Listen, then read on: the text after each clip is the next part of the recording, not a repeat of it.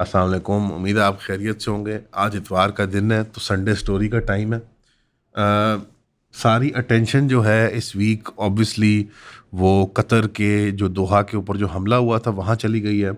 और एक वो जो कत्ल हुआ है पॉलिटिकल कमेंटेटर का, अमेरिकन, जो डोनाल्ड ट्रंप का एलाई था और इसराइल का भी था। शायद अब इसराइल से कुछ अपनी एलिजेंस जो है वो तोड़ने की कोशिश कर रहा था। अल्लाह बेहतर जानता है क्या हुआ। चार्ली कर्क, उसके कत्ल के इर्द गिर्द सारी जो है वो खबर अखबार का सारा सिलसिला चल पड़ा। इवन सरप्राइजिंगली पाकिस्तान के अंदर एक बहुत बड़ा जो एक इवेंट हुआ है, हिस्टोरिक तो नहीं कहूँगा, ऐसे इवेंट्स होते हैं, आते हैं जाते हैं, बट कम से कम इस ड्रॉप सीन के अंदर वो ठीक ठाक अहमियत का एक इवेंट है। वो नेपाल के अंदर जो एक रेवोल्यूशन, इनकलाब, कू, कलर रेवोल्यूशन, फॉल्स फ्लैग, क्या नाम इस्तेमाल करना चाहेंगे? एक्चुअली नहीं, आई थिंक ये डिस्क्रिप्टर्स बड़े इंपॉर्टेंट हैं बिकॉज ये लैंग्वेज जो है डिटरमिन करती है कि इसके आउटकम्स क्या होंगे और इंसान इसके किस जाविये से व्यू करे। इनमें से कोई भी जो आपने पिछले 4-5 साल में स्टूडेंट प्रोटेस्ट या आज जिस तरह कैरेक्टराइज हो रहे हैं जेन जी प्रोटेस्ट या यूथ प्रोटेस्ट जो हैं, ये इनकलाब नहीं है, ये रेवोल्यूशंस नहीं है। रेवोल्यूशंस जो होती हैं वो सिर्फ लीडरशिप को सप्लांट नहीं करना चाह रही होती। उनके अंदर एक डिज़ायर होता है कि निज़ाम को जड़ से उखाड़ के तलपट कर देना और कोई और निज़ाम उसके उसके बदले में लगा देना। लेकिन पाकिस्तान, नेपाल, बांग्लादेश, इन जैसे ममालिक के लिए चाहे हमारे फेवर में जाए, उनके यहाँ कोई ऐसे कोई, अगर let's say for the lack of a better term इनकलाब कह दें, क्या कह दें, for the lack of better term कह देते हैं रिजीम, या रिजीम चेंज इम्प्लाई करती है एक political, I am not comfortable with that term. Politic, I need a politically neutral term. Anyways, let's say जो मैस इवेंट हुआ है पिछले 5-6 सालों में, आपने मल्टीपल ममालिक में ये देखा है थर्ड वर्ल्ड के अंदर, और इसकी कुछ सिविस्टिकेटेड शक्ल आपने यूके और आज फ्रांस के अंदर भी आप विटनेस कर रहे हैं कि प्रोटेस्ट्स, ऑनलाइन नाराज़गी, गवर्नमेंट का क्रैकडाउन और फिर उसके जवाब में इंटरनेशनल या डोमेस्टिक प्रेशर की बुनियाद पे हुकूमत का कोलैप्स कर जाना with relative degrees of violence. Relative degrees यानी जितना ऑर्गेनाइज्ड और सिविलाइज्ड, जितनी रिसोर्सेज वाला मुल्क है उतनी कम वायलेंस होगी, एंड स्पेक्ट्रम के दूसरे एंड पे उतनी ही ज़्यादा वायलेंस उस मुल्क के अंदर उस प्रोसेस के थ्रू आउट होगी। और पॉपुलेशन डेंसिटीज़ और जोग्राफी और कुछ कल्चरल वैल्यूज़ भी ऑब्वियसली इसको फैक्टर इन करती हैं। नेपाल में जो आपने विटनेस किया है, इसकी हम ग्रैंड जियो स्ट्रेटेजिक ग्लोबल वो सारा ये सारा देखने से पहले सिर्फ नेपाल के अंदर ड्रॉप सीन देखना चाहेंगे। नेपाल की रजीम इंतहाई इनकॉम्पिटेंट थी। They were very financially corrupt. Nepal की 25% इकॉनमी एक्सटर्नल रेमिटेंसेस पर डिपेंडेंट थी, मलेशिया से, गल्फ से और साउथ कोरिया में मजदूरी से। यानी जो जिस तरह पाकिस्तानी लोग या बंगाली लोग या इंडियन लोग या और कमज़ोर कौमों के लोग बाहर जाके मजदूरियाँ करते हैं और वो रेमिटेंसेस उनकी डोमेस्टिक इकोनॉमी का एक बहुत अहम हिस्सा होती है, नेपाल के लिए दैट वाज 25%।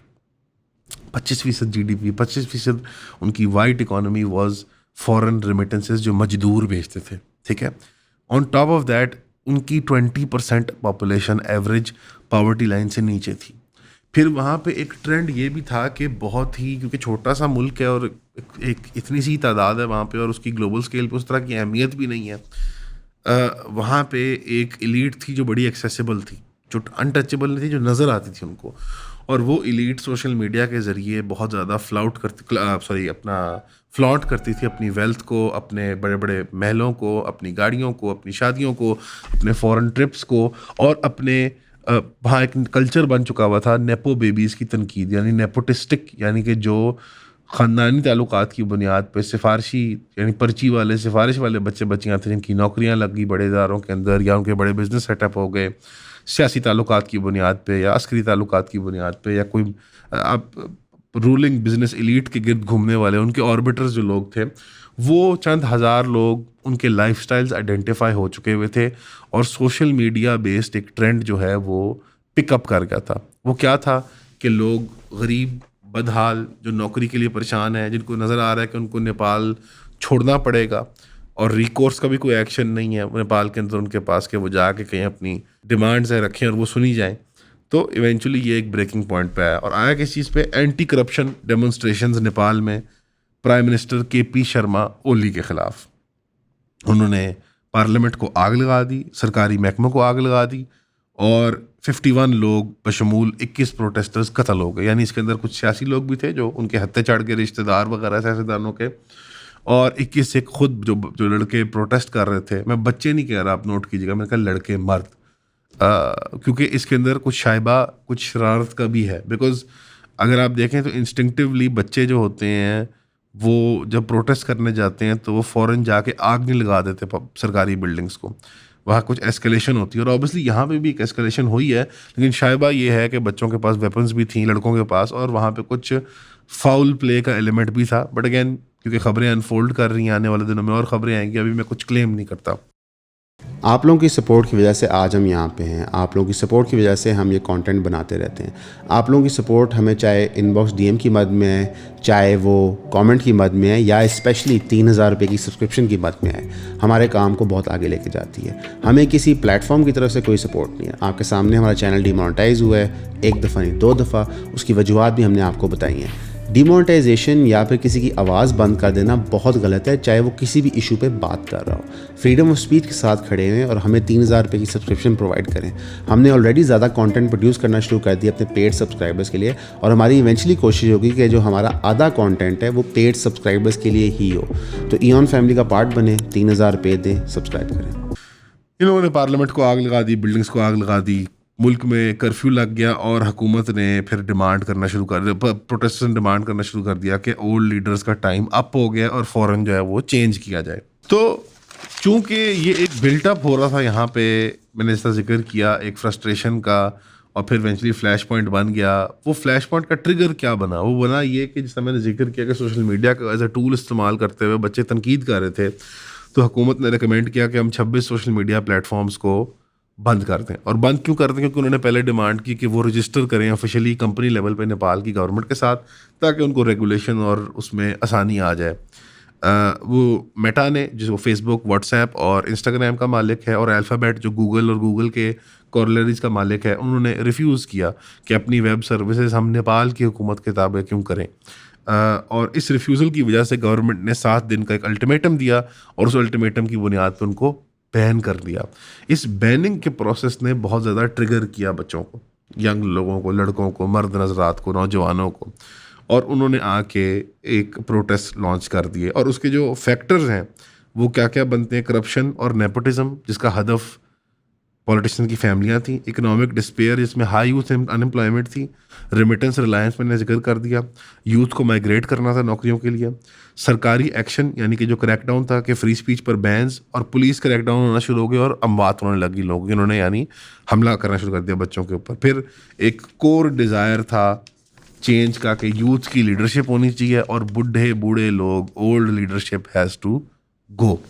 ये आप पूरी दुनिया के अंदर एक ट्रेंड देख रहे हैं कि यूथ जो है, जो बड़े हमारे बुज़ुर्ग हैं, इनको बूमर्स कहा जाता है, बताया जाता है कि वो 4 टाइम्स ज़्यादा वेल्थ रखते हैं मिलेनियल से, और 8 टाइम्स ज़्यादा वेल्थ रखते हैं जेन जी से। ये एक जनरेशनल प्रॉब्लम पहली बार मॉडर्न मेडिसिन की बुनियाद पे आ गई है कि जो बुज़ुर्ग हैं वो बहुत बड़ी उम्र को पहुंच गए हैं, और मॉडर्न मेडिसिन उनकी लाइफ की क्वालिटी तो नहीं बढ़ा सकती, बट उसको इलोंगेट ज़रूर कर सकती है। ये भी एक फैक्टर है। जवान लोगों को आगे बढ़ने का मौका नहीं मिलता, बिकॉज जब माल की निकासी तभी होती है जब लोग, डेथ की साइकिल, लाइफ की साइकिल होती है, नया आदमी पैदा होता है, पुराना आदमी फौत होता है, ज़मीन जायदाद माल वगैरह बढ़ता है। सो ये साइकिल्स जो हैं, ये ऑब्वियसली इकोनॉमिक साइकिल्स, ये एक नया फिनोमिनॉन भी हैं कि आपका यूथ का बल्ज हो गया अगेन, क्योंकि लाइफ सेविंग मेडिसिन ऐसी हैं कि अब आपकी इन्फेंट मोर्टेलिटी भी बहुत गिर गई है। यानी औलाद उस रफ्तार से दुनिया से रुखसत नहीं होती, बचने का सर्वाइवल का चांस ज़्यादा होता है छोटे बच्चों का। इसी तरह बुज़ुर्गों का लंबा जीने का चांस भी ज़्यादा होता है। ये एक पहलू है कि माल की निकासी का अच्छा निज़ाम नहीं एग्जिस्ट करता, क्योंकि अगर ये तो खुशाइन बात होनी चाहिए ना कि नौजवान नस्ल बढ़ रही है और बुज़ुर्ग जो हैं उनको लंबी उम्र मिल रही है, कि बुज़ुर्गों का साया रहेगा नौजवानों के ऊपर और नौजवान हथी पैरी मजदूरी करेंगे।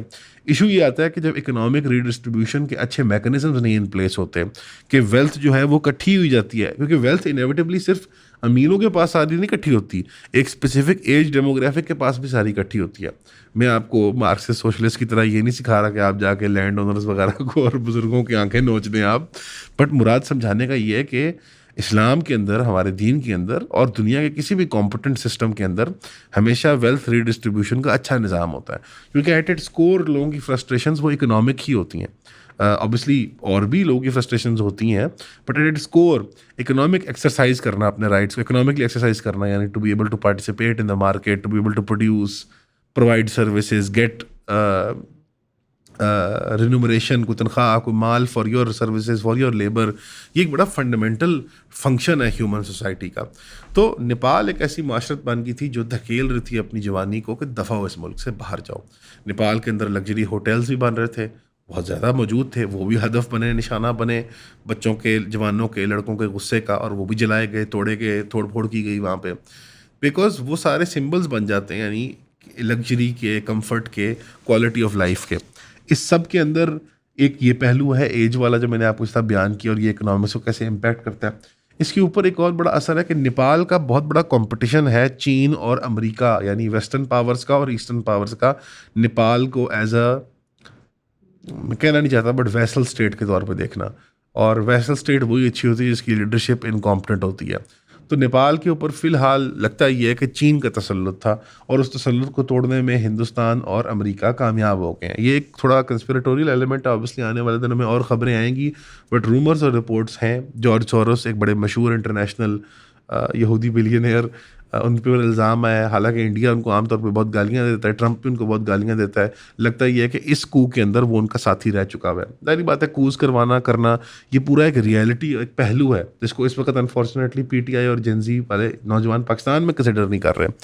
This is not to disparage और इंसल्ट देम, या कोई मैं कुछ सोफिस्टिकेटेड बारीक वारदात नहीं करना चाहता आपके खिलाफ। I am being honest with you. Imran Khan साहब जो हैं वो एक अच्छे लीडर हैं, सियासी अच्छे डेमोक्रेटिक लीडर हैं पाकिस्तान के। वो इनकलाब नहीं लाना चाह रहे थे पाकिस्तान के अंदर, वो विद इन द सिस्टम रह के एक रूल्स ऑफ द गेम के साथ खेलना चाह रहे थे, ठीक है।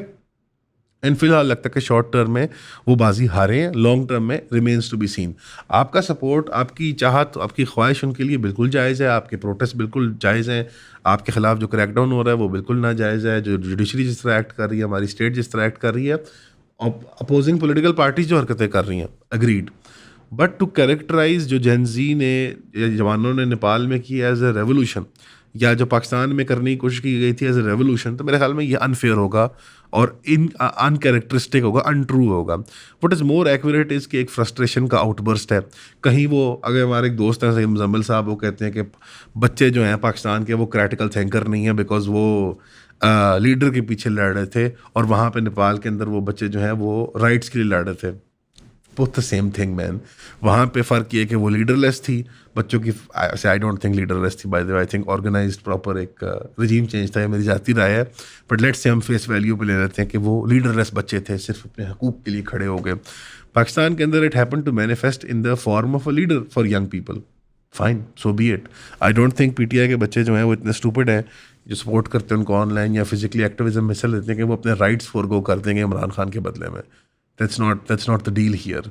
It's not a cult exist करते हैं दुनिया के अंदर, रिलीजियस नेचर के होते हैं बट और पॉलिटिकल नेचर के भी होते हैं, but cult of personality tight knit होता है, और उसका साइकोसिस जो होता है वो बड़ा थोड़ी देर के लिए फ्लैश की तरह लास्ट करता है, इतना लॉन्ग सस्टेन्ड नहीं होता। PTI is not a cult, PTI is a cult of personality अंग्रेजी की उस तरह से अगर देखा जाए कि सिर्फ इमरान खान के इर्द गिर्द घूमती है। I agree, there is no PTI, but it's not a cult जिस सेंस में आप कह रहे हैं कि वो एक मजहबी कल्ट, जैसे कि वो इमरान खान की पूजा परस्तिश कर रहे हैं, और अगर इमरान खान कह के कुएं में छलांग लगा दो तो पीटीआई वाले कुएं में छलांग लगा देंगे।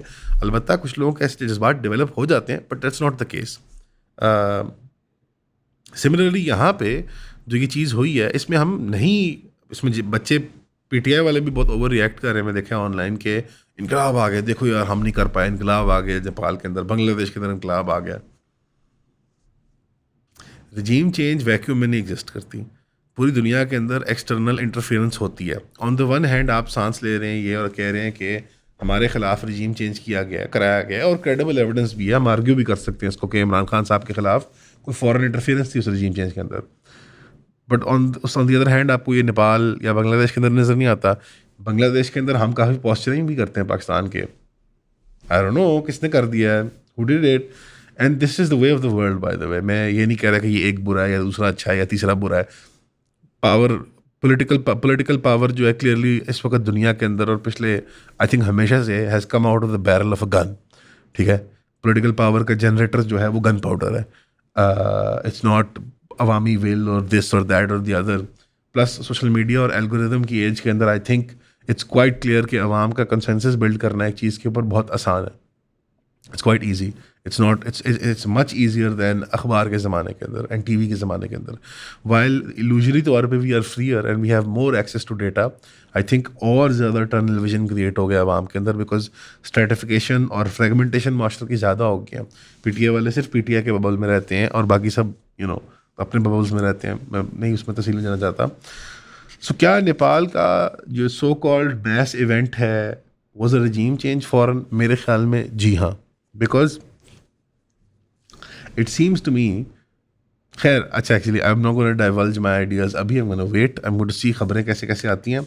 But in the course of जब ये हुआ है सारा, आपने देखा वायलेंस हुई पॉलिटिशियंस के, लगता है केपी शर्मा जो भाग गया, ओली जो है जो प्राइम मिनिस्टर था, उनके कुछ रिश्तेदार, वो फाइनेंस मिनिस्टर की वीडियो आप सब ने देखी, वो नाले में भाग रहे हैं और वो उसकी मेरे ख्याल पतलून उतार दिए लोगों ने और वो आगे आगे भाग रहे हैं, पीछे लोग डंडे मार रहे हैं। असल सवाल ये है कि इसका इनकलाब जो था नहीं था, उसकी जो पहलू हैं, ये सारी अलग बातें हैं। सवाल ये है कि रजीम चेंज होते हैं, बिल्कुल होते हैं, फॉरेन इन्फ्लुएंस होता है, बिल्कुल होता है, अवामी फ्रस्ट्रेशंस कभी कभी नाजायज़ तरीके से भी निकाली जाती हैं। Eight its core problem remains the same, वो ये है कि हमारे बड़े बुज़ुर्ग, हमारी लीडरशिप इन कॉम्पिटेंस का जो जिस मैग्नीट्यूड का वो मुजाहरा करते हैं इनकॉम्पिटेंस का, वो अनफॉर्चुनेटली मजबूर करती है कि आपके ख़िलाफ़ इतना मवाद तैयार हो।